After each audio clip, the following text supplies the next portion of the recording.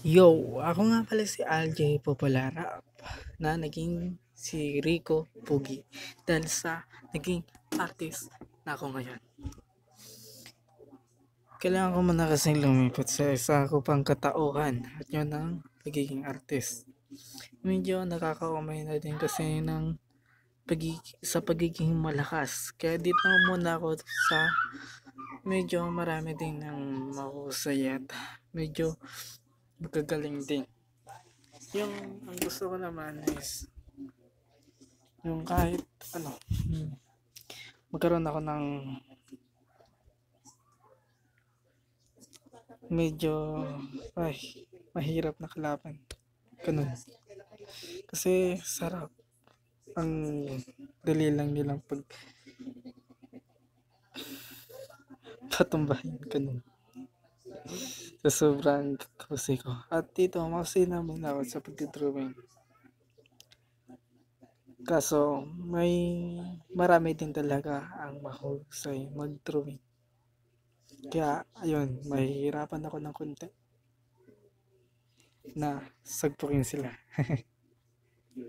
Hindi naman makikipaglaban. Ang ibig sabihin is,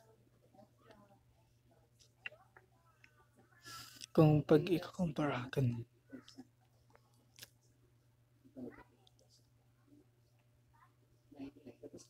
Ang pinaka naastigan ko, yung Amerika. Lupit mag all paint doon. Astig nila mag all paint. Dito sa Pilipino, marami na din nakakagawa ng sa akin medyo malapit na konting pero pag ina-all paint ko parang realistic portrait pa rin yung na magagawa ko kasi hindi ko pa lahat kayang i-mix sa all paint kayo kasi dapat marunong ka na mag-mix ng mga color na iba't ibang color. Yung lahat ng color kasi isang ano lang yun sa portrait medyo paligay-ligay pa medyo marami pa ang gagawin pasikot-sikot pa ganun. Pero sa all paint madalian lang isang bagsakan lang talaga.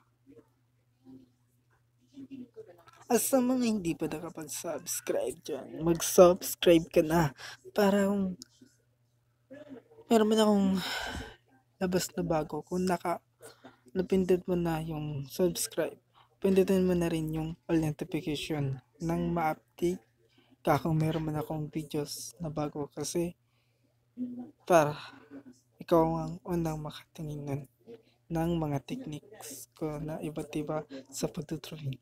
Kaya mag-subscribe ka na dyan kasi yung pinakamahalaga na importante na gawin mo. Subscribe. And kung gusto mo rin makatulong sa ibang tao, i-share mo rin to para sila rin ay matuto. Thanks for watching. Rico Pugi.